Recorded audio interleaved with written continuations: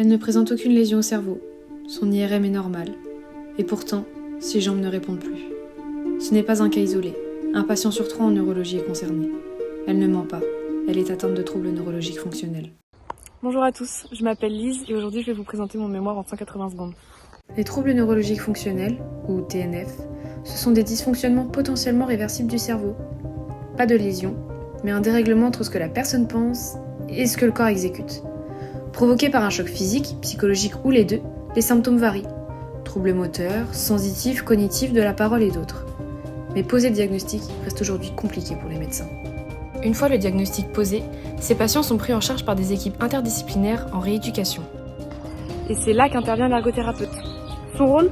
Accompagner les patients à reprendre leurs activités de vie quotidienne, comme La cuisine, la conduite.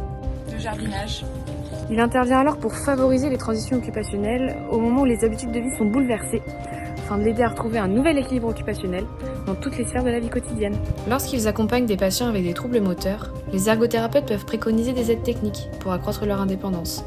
Pourtant, pour les patients atteints de TNF, il est préférable de ne pas les utiliser sur le long terme, pour ne pas ancrer leurs symptômes.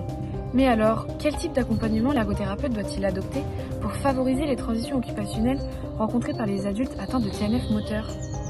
J'ai donc mené une enquête de terrain pour mieux comprendre comment les ergothérapeutes accompagnent ces patients. Pour cela, j'ai choisi une approche qualitative, en réalisant 4 entretiens avec des ergothérapeutes qui ont une expérience auprès de patients atteints de TNF moteur uniquement ou associés à d'autres symptômes. Les professionnels m'ont donné des réponses. Quand les patients arrivent, les ergothérapeutes découvrent des paralysies, des tremblements, des douleurs. Mais aux examens, rien. Ou comme le dit l'un d'eux, pas de retour sur l'imagerie. Difficile alors de poser des mots. Après une errance médicale, l'accompagnement ergothérapique démarre par un entretien, des bilans et la mise en place d'objectifs très concrets. Remarcher, regagner en indépendance. Parfois simplement Pouvoir passer l'aspirateur. Les séances s'appuient sur des activités du quotidien qui ont du sens pour le patient et un peu de ruse. Détourner l'attention, parfois une caméra, souvent de la réassurance. Le travail d'équipe est essentiel, mais les ergothérapeutes tâtonnent, cherchent, adaptent. Tous les ergothérapeutes interrogés demandent plus de formation. Et parfois, juste un mode d'emploi clair pour ces fameux troubles fonctionnels. Spoiler alerte. Il n'existe pas. Ce mémoire explore la prise en soins ergo des adultes atteints de TNF moteur dans leur transition occupationnelle. Les professionnels pallient leurs difficultés d'accompagnement en adoptant une rééducation fonctionnelle, centrée sur des activités signifiantes et en travaillant en collaboration interprofessionnelle.